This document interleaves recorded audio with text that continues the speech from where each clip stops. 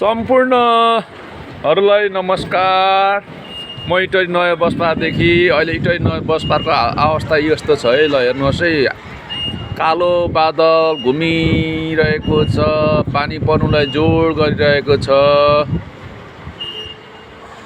ल किन बस पार्कबाट मात्रै यो भिडियो लाउँछु भने म चाहिँ बस पार्कमै एउटा सानो होटल लजको व्यवसाय भएको कारणले गर्दाखेरि यहाँको अवस्थामा थोरै अलिकति जानकारी दिनु मन लागिरहन्छ र त्यही कारणले गर्दाखेरि चाहिँ है यहाँ हेर्नुहोस् है, तपाईँकोतिर कस्तो के छ।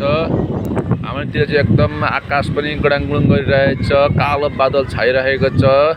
गर्मीले एकदम ज्यादा नै सताएको थियो।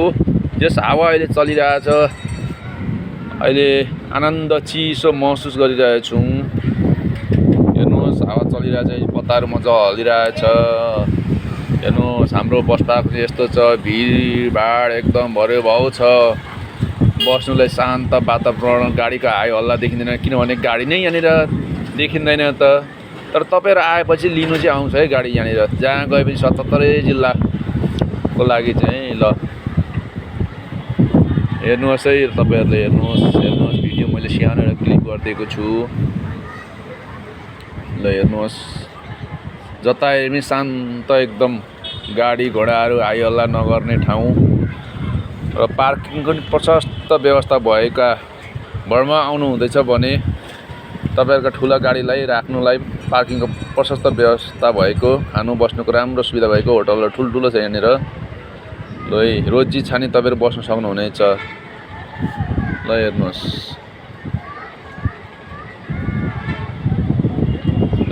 म युट्युबमा हालिदिने छु यो भिडियो र फेसबुकमा पनि। ल सेयर गरिदिनुहोस्, सब्सक्राइब गरिदिनुहोस् युट्युबमा है त। यहाँको अवस्था यस्तै छ, हजुरकोतिर कस्तो के अवस्था छ होला भन्नुहोस्। अब आकाशतिर भन्नु चाहिँ यस्तो छ, अब त्यो बकुलाहरू है, चराचुरुङ्गीहरू एकदम आतुर छन् है, के होला कसो होला भन्ने उहाँहरूलाई पनि एकदम चिन्ता छ है। वासस्थानमा जानुलाई एकदम हतार छ चराचुरुङ्गीहरूलाई पनि है। हेर्नुहोस्, राम्रो हेरिदिनुहोस्, मजाले मैले भिडियो देखाएको छु। यो वेटिङ होटल लजबाट खिचेको होटल हो भिडियो है। यहाँदेखि भ्युजहरू राम्रो छ है बस पार्कमा, यसो हेर्नुको लागि पनि।